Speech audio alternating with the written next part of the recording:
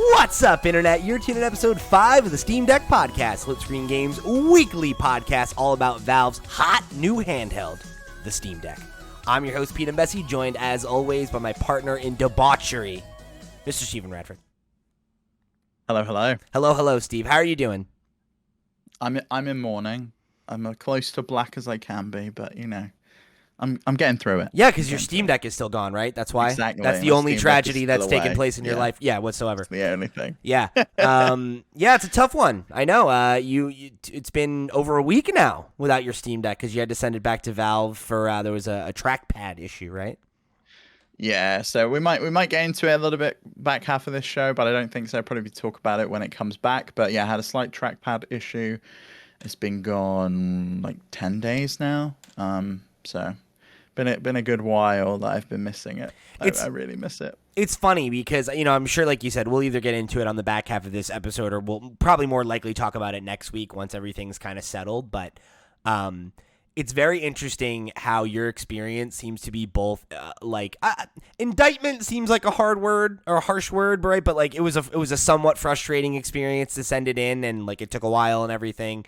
But the fact that you miss it as much as you do, right? It's like it's both like a critique of how long the process takes, but a ringing endorsement of how great the Steam Deck is. That you're like, shit, I gotta go 7 days without this thing. Fuck, like.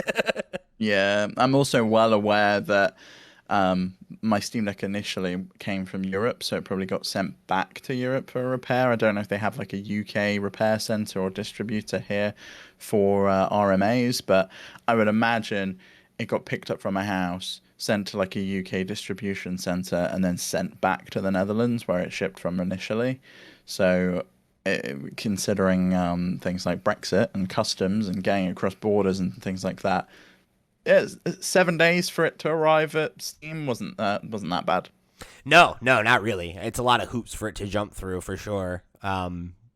But yeah, like we said, we'll talk more about that at some point. But we've got a fun episode for you this week. We got a question here written in all about basically, if you are somebody who hasn't yet gotten a Steam Deck, right? You're maybe thinking about making the purchase, or maybe you just got your Steam Deck. We're going to talk a little bit about the 3 variations of the console, which one we'd recommend, as well as other kind of accessories, settings, and like tweaks and things to consider when you're kind of getting the ball rolling.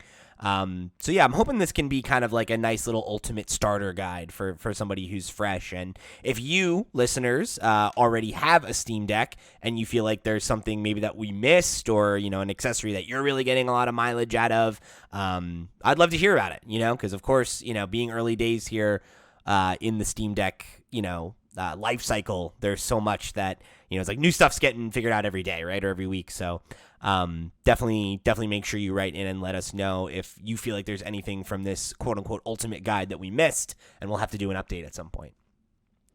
But before we get into all that, let me remind you that the Steam Deck Podcast is brought to you by our Patreon producers for the month of September. They are, of course, Christian Oliveria, Christopher Valenz, Gabriel Hasselmeyer, a.k.a. Asobi, Mary Berry, Wakahula, and Zaid Ida. Thank you all so much for your support over on patreon.com/flipscreengames. Y'all keep this fine program and all of our wonderful sister shows running, and we greatly appreciate you. Thank you for being the realest to the real. If you want to go and show your support just like they did, get your name read on the air, get early access to this and our sister shows, get exclusive access to our Patreon exclusive podcast, One More Thing, head over to that Patreon and show us your support however you choose to. We very much appreciate you helping us keep the mics and the lights on.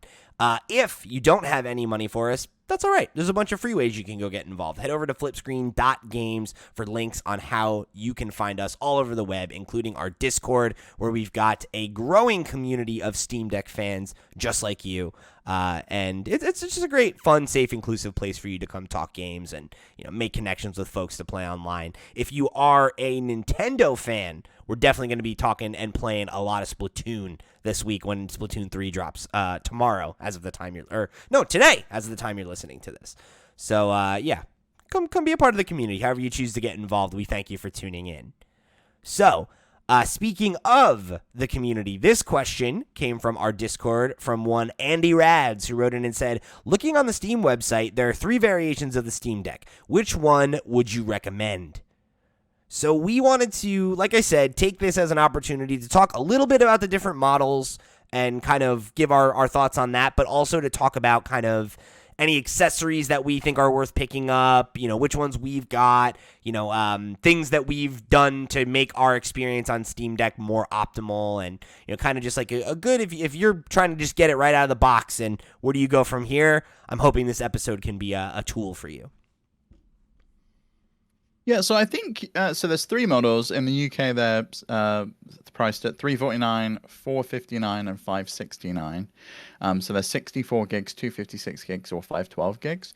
And the storage varies slightly a little bit between them. So the lower end model, they hit that price point. It's a really great price point, I think, $349. I think it's $399 in the US. But it uses a slightly slower SSD. It uses eMMC instead of NVMe. But based on some of the tests that people have done, like places like Digital Foundry and Gamers Nexus, you can go check out their videos. They're a lot smarter than us over here. But it doesn't look like there's that big of a difference between them. And you can also just expand with a micro SD card slot. It's also worth noting, if you're kind of technically minded, the back case comes off. It's just held on with Phillips screws. You can just unscrew it, and the actual storage module is socketed, so you can pull that out if you want and swap it in for another one. I know people have been putting 1 terabyte drives in here, which isn't an option that they offer. The other thing to consider, because they all come with cases out of the box, the more expensive model, the 512 gigabyte model, comes with a slightly nicer case, and like a carrying pouch for the charger. But I wouldn't really let that sway you. The biggest difference between that model and the others is the etched glass anti-glare screen, and I know some people really, really like it, and other people do not. It's a preference thing. It's a definite taste thing.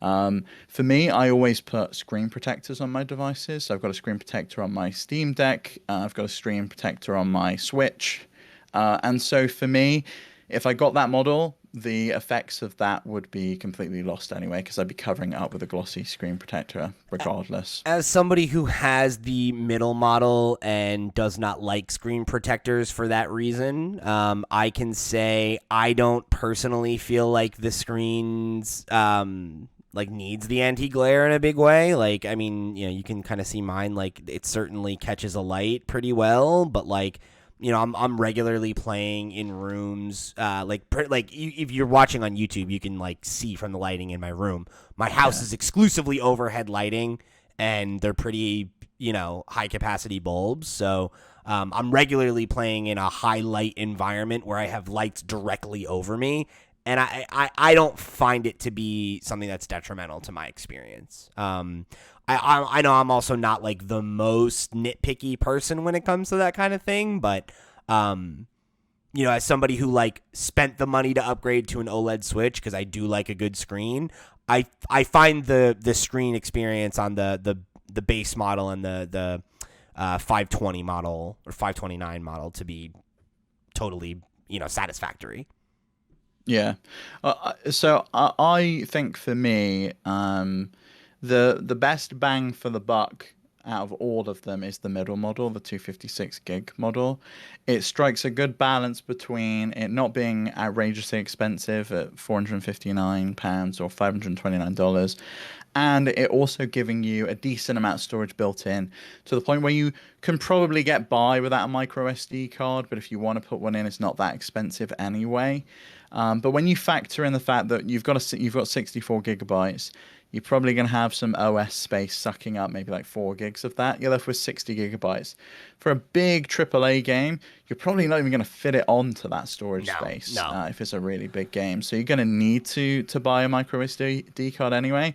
If you're looking at like a 256 gig SD card, you're probably looking at $50, $60 for that anyway. So I kind of feel like it's worth spending the extra 120 quid to go up a level if you can. I personally think that the comparison to me feels very similar to how I feel about the Xbox Series S versus the X, where like I recognize that me saying that what's $130, like what's the difference, is like a very privileged position, right? To say that like that amount of money was negligible enough for me. So I certainly don't mean to speak for everybody, but I think considering what you just pointed out, that 64 gigabytes is really not enough to run almost anything.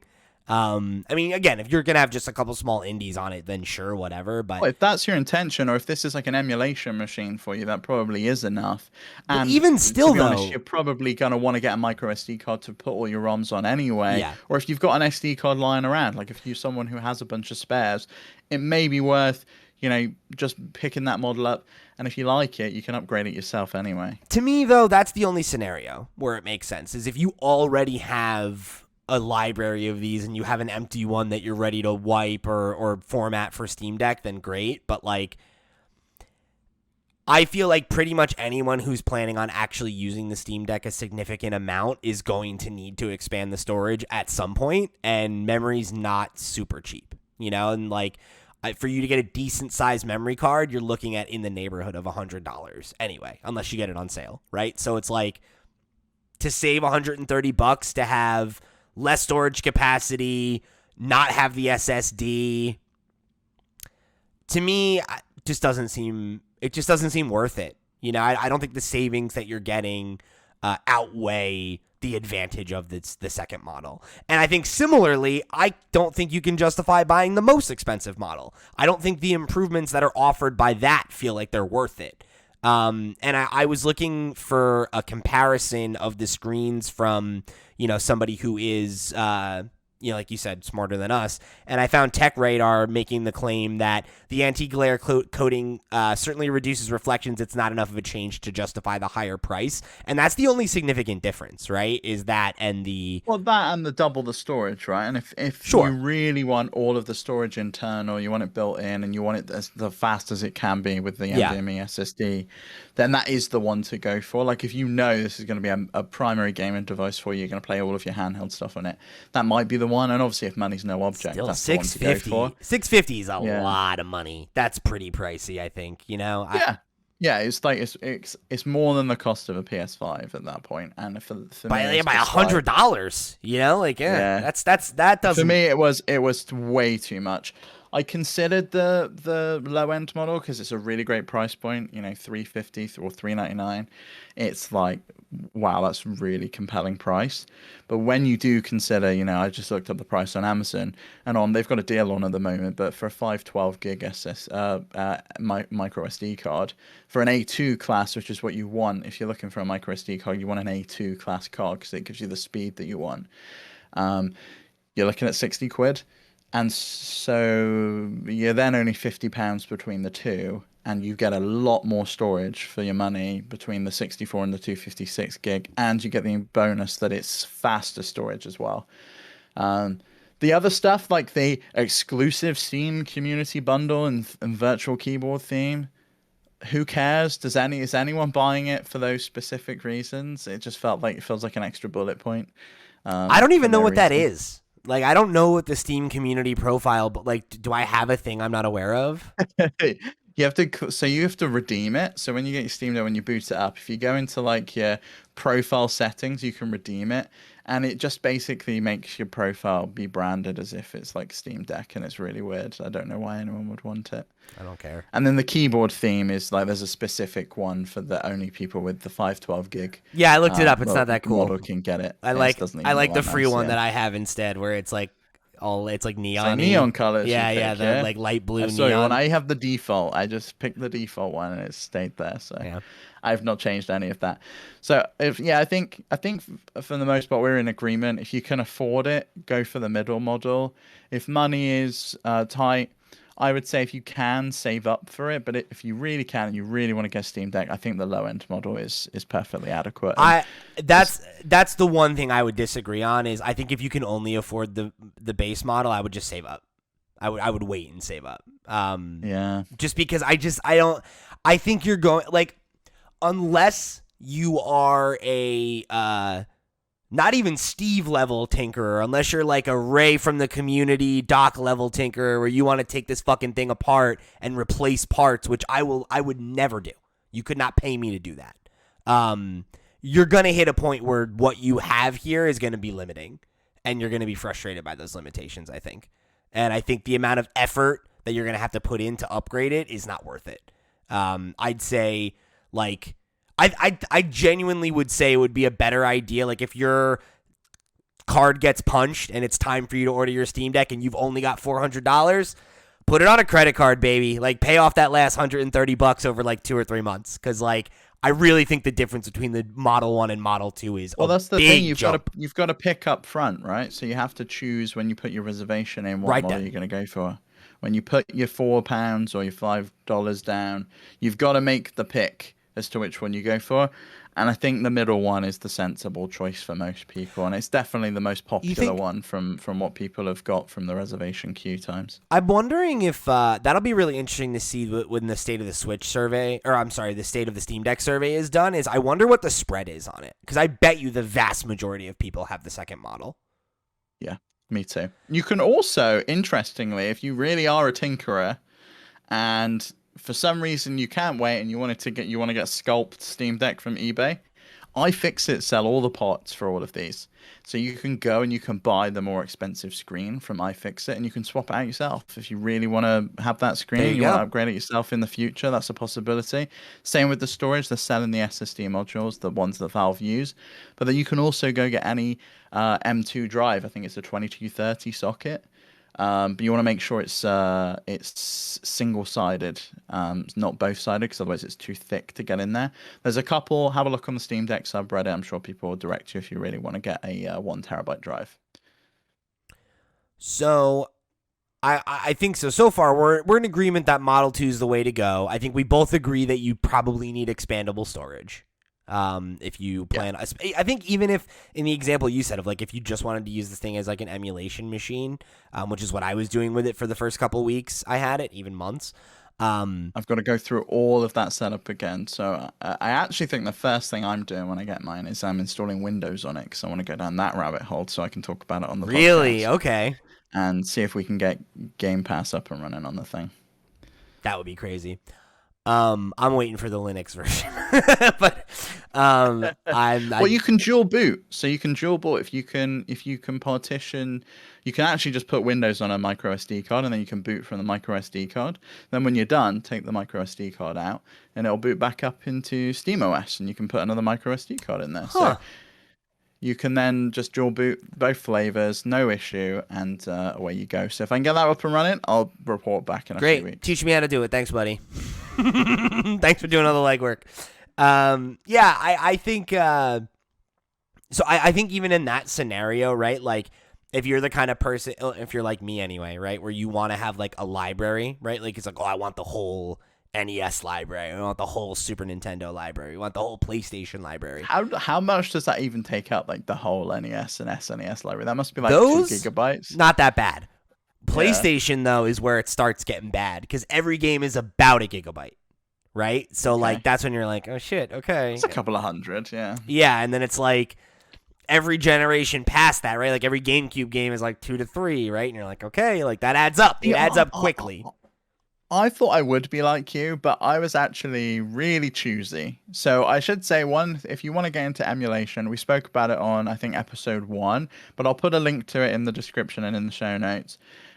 Check out emudeck.com. It's the easiest way to get emulators up and running. It does all of the legwork for you. You can choose whether you want to have the folders set up onto the internal storage or onto the SD card. It creates all of the folders for every single emulator, sets all of the settings up for you with the controller configs, all of that good stuff.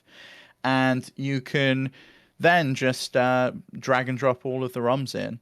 And it comes with Steam ROM Manager, so it'll add those games either into Emulation Station, which it'll put into Steam for you, or it'll add them as individual games into the library.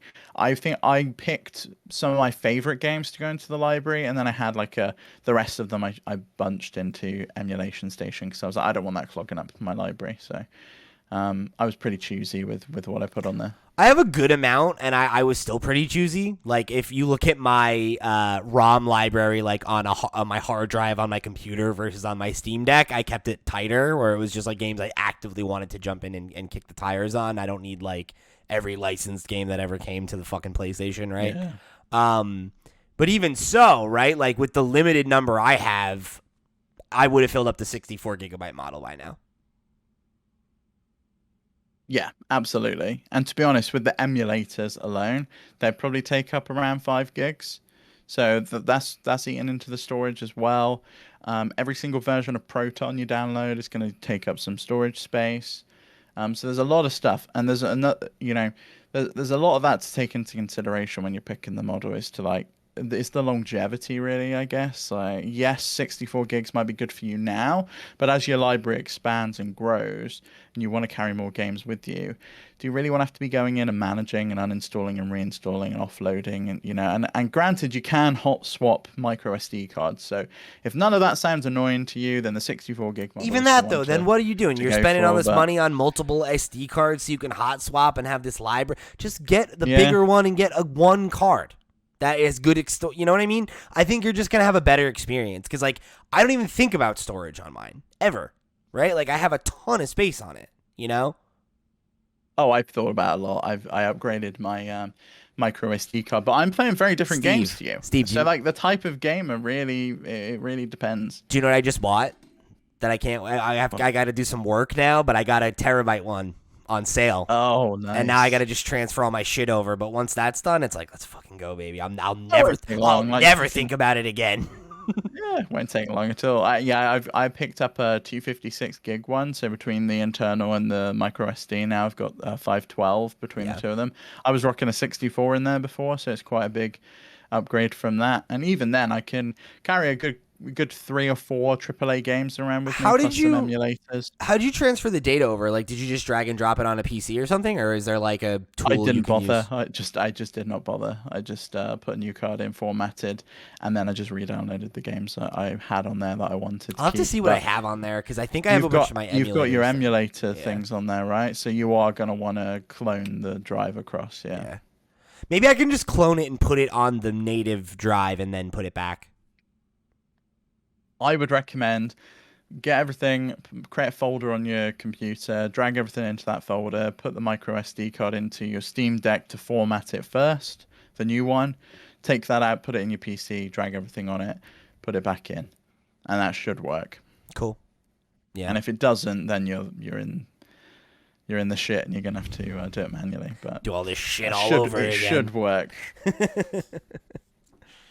But yeah, I do not know the name of the person or persons behind Emudeck, but they are doing God's work, and God bless them. It's honestly, it's really great. It's incredible. It's such an incredibly easy process, and it's funny because like I remember when I got it, they had made it even easier than it was at launch because you had to like open every emulator and then like, we fixed that. They just keep making it easier. Where now it's literally just like open an executable and we will do everything else for you. Like all you have to do is load in the ROMs. It's amazing. Now if you're listening to this and you don't have a Steam Deck yet, but you have one of those Android handhelds, they also have a version for those now. I saw that. That's awesome, right? So come on. It's at pegasus-installer.com, and it's like Emudeck for Android. So it will install everything in there, configure RetroArch, configure all the stuff. I think it can work with like the 351 consoles. So it's worth checking out if you're interested. I know a lot of that stuff is done by the manufacturers anyway, so if you're happy with them, then that probably won't be as useful as if it would be if you got a Steam Deck. But I've been really happy with Emudeck. It's probably going to be a day one install when I get my Steam Deck back. It's got to be. Another day one install, I think, has to be, for me, ProtonUp-Qt. You can get this from the Discover store if you boot into desktop mode. And this allows you to install community versions of Proton, which are often way ahead of Valve's. And they also include some stuff that Valve can't, for legal reasons, include into their own version of Proton, and make some games compatible that wouldn't otherwise be compatible. So there's a bunch of patented stuff related to like Microsoft Windows and like media playback and things like that they can't include in Proton. But being a community version and it just being lying on GitHub, they do include it in Proton-GE. And ProtonUp-Qt is a GUI interface for a command line tool called ProtonUp that lets you install and configure additional versions of Proton. So you can download Proton-GE in there. I think you can download Wine as well if you're using that with Lutris. And it's a really, really nice tool. I highly recommend it. And check out protondb.com as well, because it will give you a much clearer understanding of which game is compatible and which game works with Proton-GE, or which versions of the game are, or which games are fine with Valve's built-in versions of Proton. That's something I haven't really touched on. Like I guess I haven't really had like a major need for it because I haven't been trying to like force games that have weak compatibility as much. Like most of the games that they're like, oh, it's not compatible. I launch it and it just works, you know? So it's like, oh, well, great. I needed to install it for Far Cry, right? Far Cry 6 because that's not on Steam. So Valve didn't bother to optimize any of Proton for it because they're not selling the game. So why would they? But the community did, and it worked perfectly with Proton-GE. And I installed that through Ubisoft's launcher, but I could actually install that through a bunch of other community tools. There's one called Heroic Launcher, which will allow you to install games from the Epic Games Store and GOG.com. And I think they're working on adding other storefronts, but they're the two other main ones. Now, right? how does Heroic work? Do you have to do that in desktop mode? Yes, so you log into desktop mode, you install Heroic through the Discover Store, and that will then allow you to log in to both GOG.com and to the Epic Games Store. You can add Heroic as an app to Steam and then launch it from the game mode if you want to. Or what I recommend is using another tool called Boilr. That's Boilr without an E, so Boilr. That will import games that you've downloaded through Heroic directly into Steam, and it will add all of the artwork. It'll configure everything for you exactly as it would be if it was a Steam game. And it's just a one-click thing, similar to the Steam ROM Manager. And so if you downloaded a game through the Epic Game Store, I think it's a month or so old now. Okay. Have you used that one much? Because I remember I have used it. When you were doing the third-party stuff, I felt like you had to launch it through desktop. No, so I've got Fall Guys working through Boilr, downloaded from the Epic Games Store. Wow.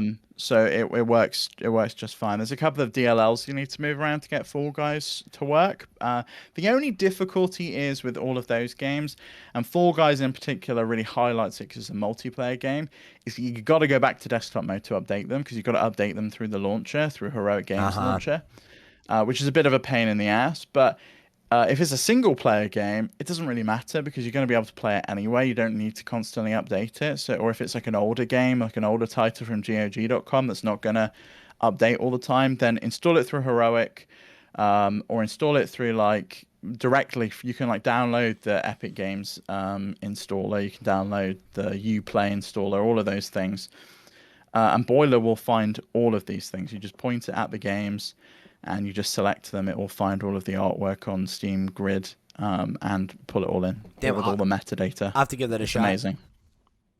Yeah.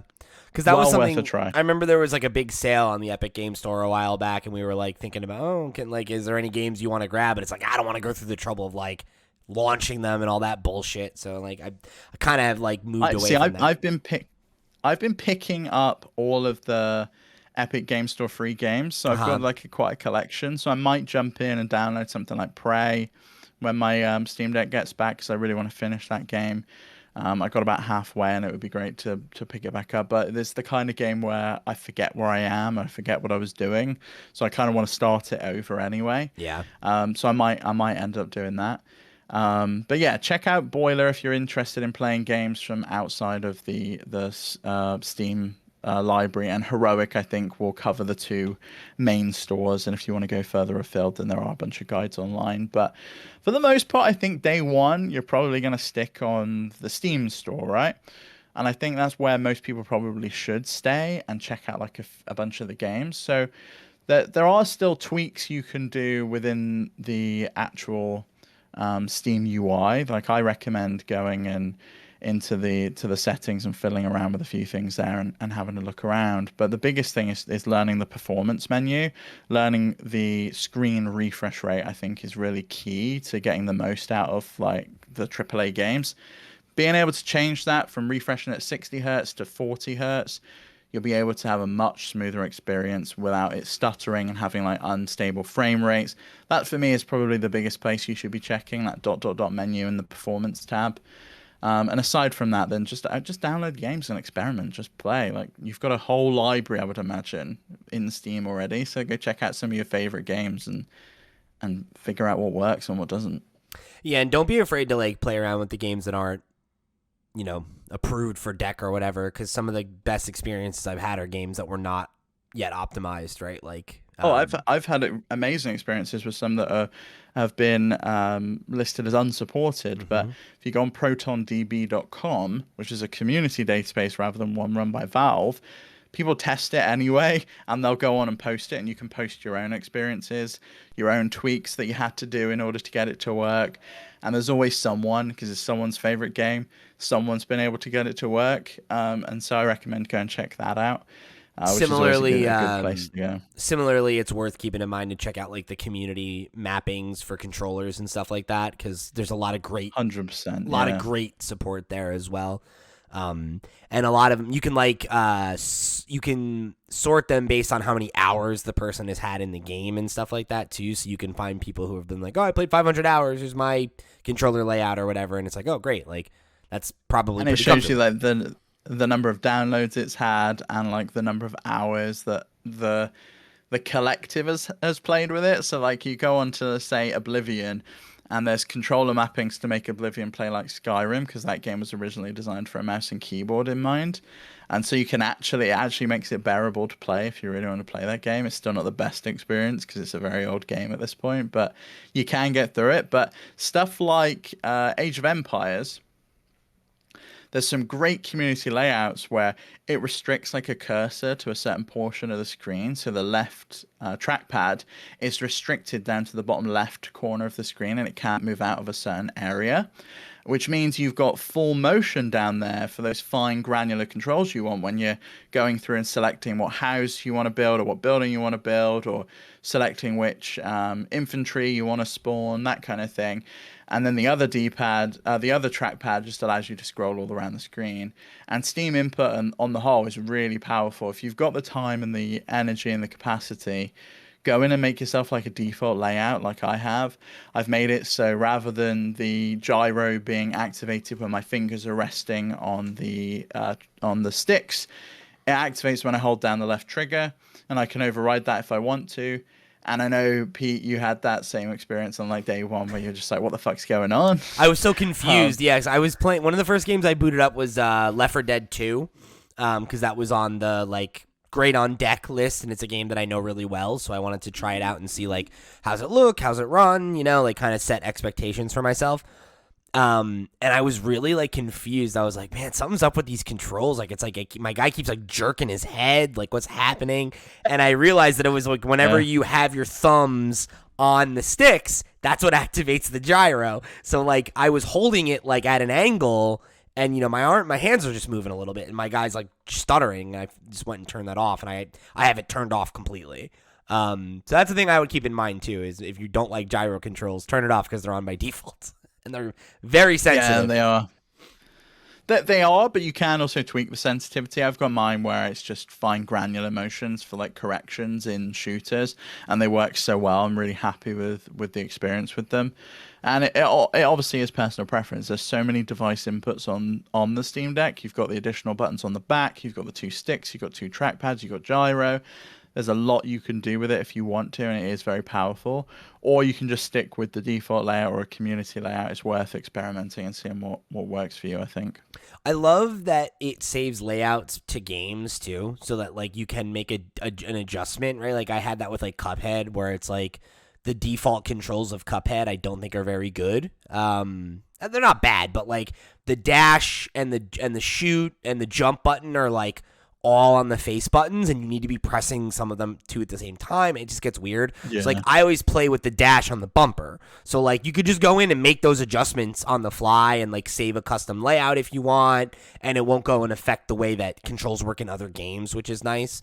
I think in terms of, like while we're on the controls thing, right? Like talking about accessories, I think experiment with controllers too, because the controller support is really good.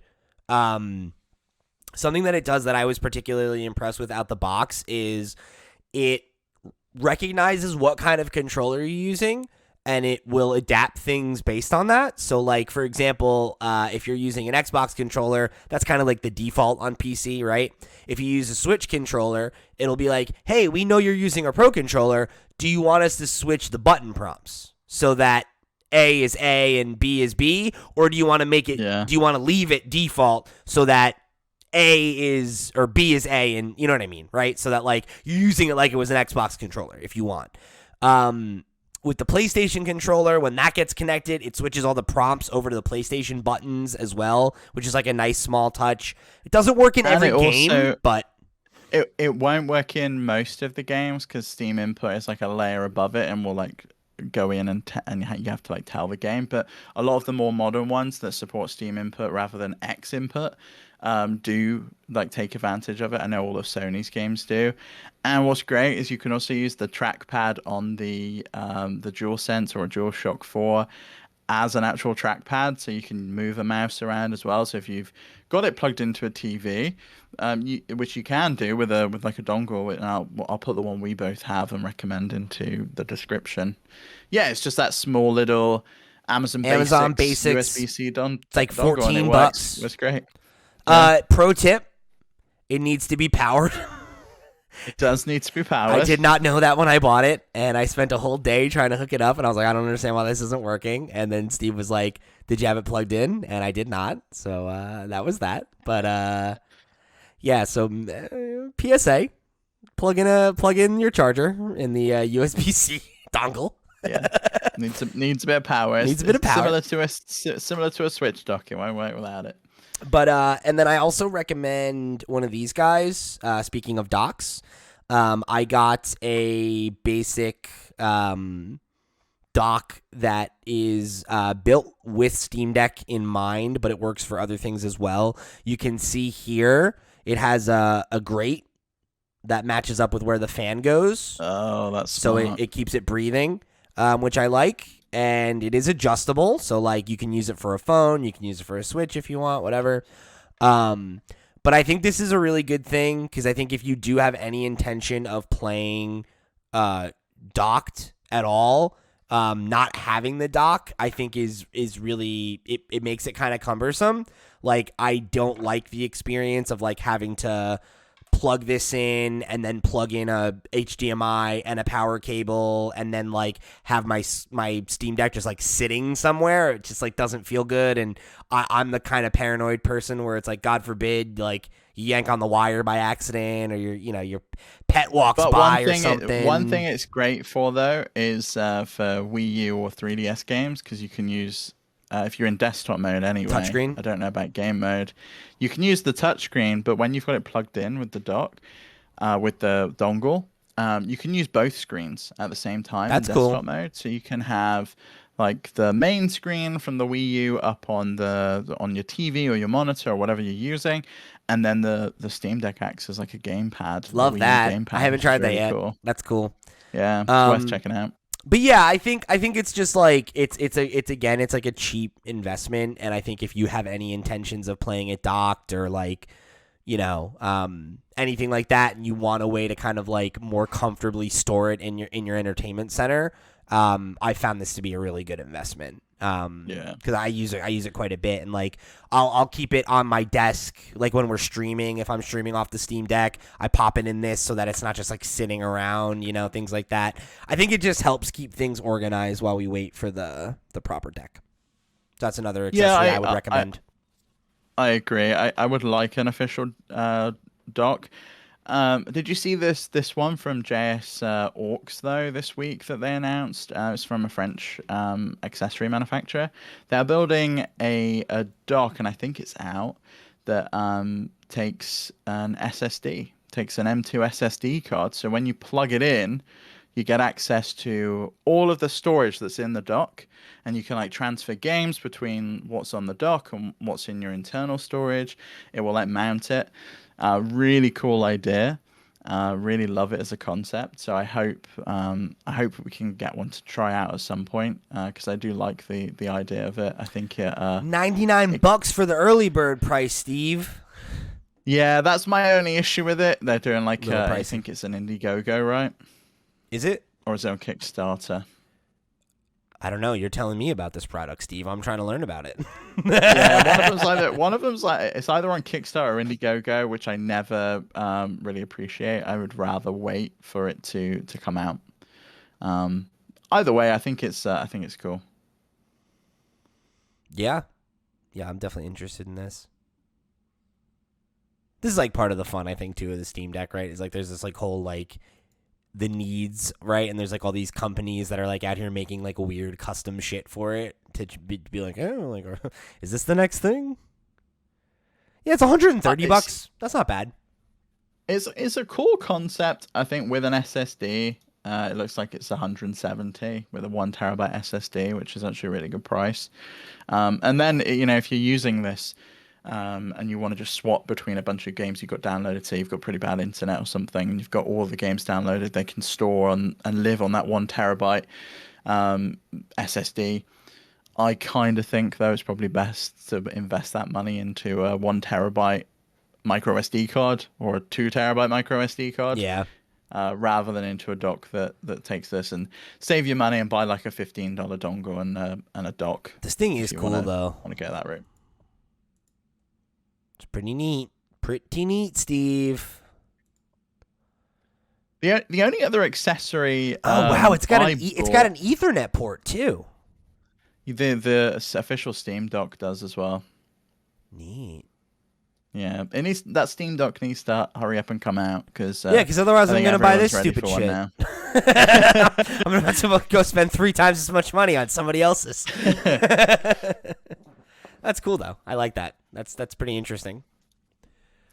But yeah, the only other accessory I bought, which I said, because if you missed it, all of the Steam Decks come with a case, and the case is great. You do not need to sign on the case. Yeah, it's a good case. It's like the thing I like the most about it is like everything fits in there well, but like it's got that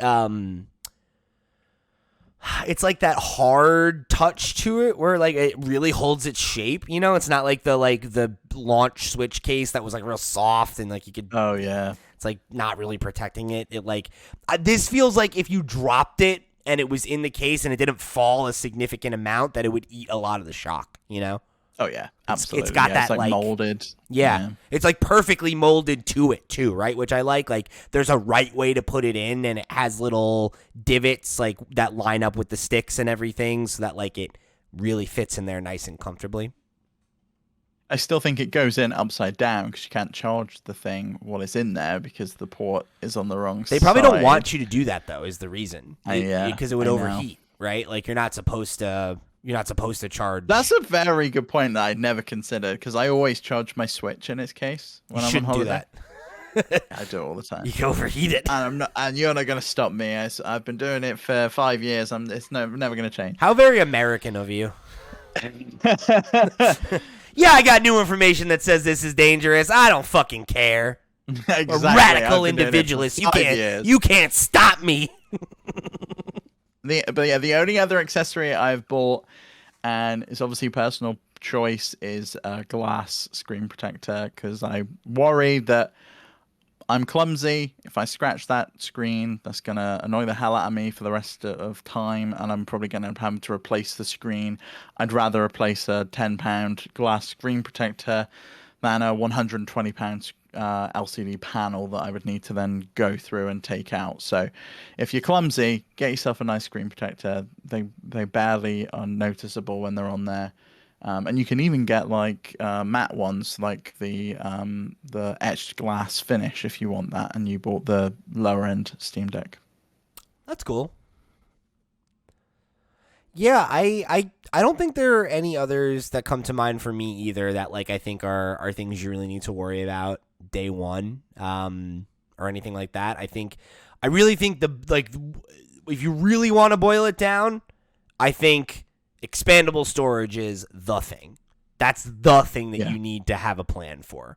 I think it gets more important the lower priced model you have, right? If you buy the top end one, probably don't have to worry about it for a while.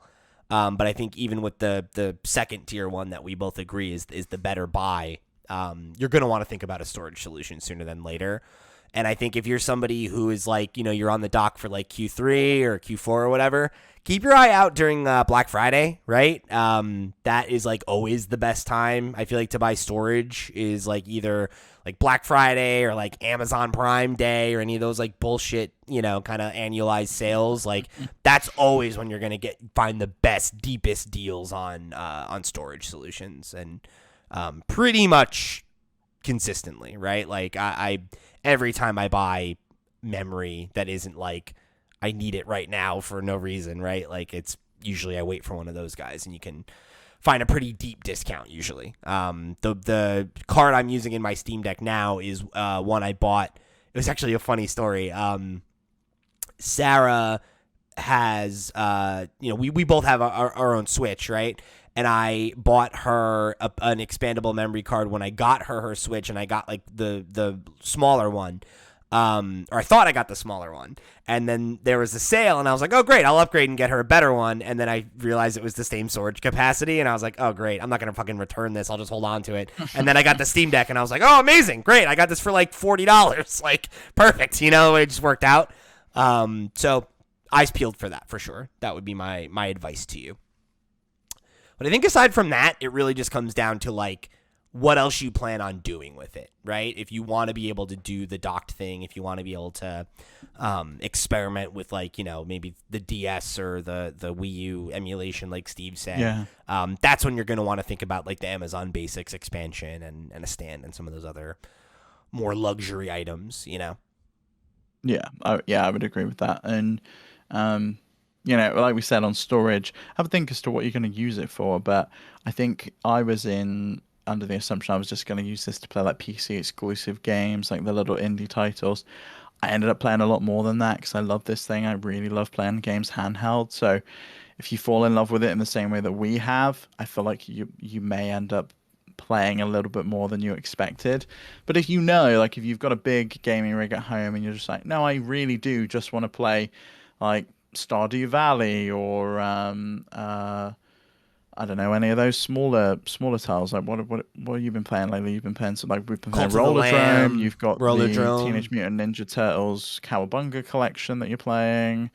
Yeah, Cult of the Lamb. All of those things would be perfect on Steam Deck on like a smaller capacity. Those games are like right at home. It really does depend. Yeah.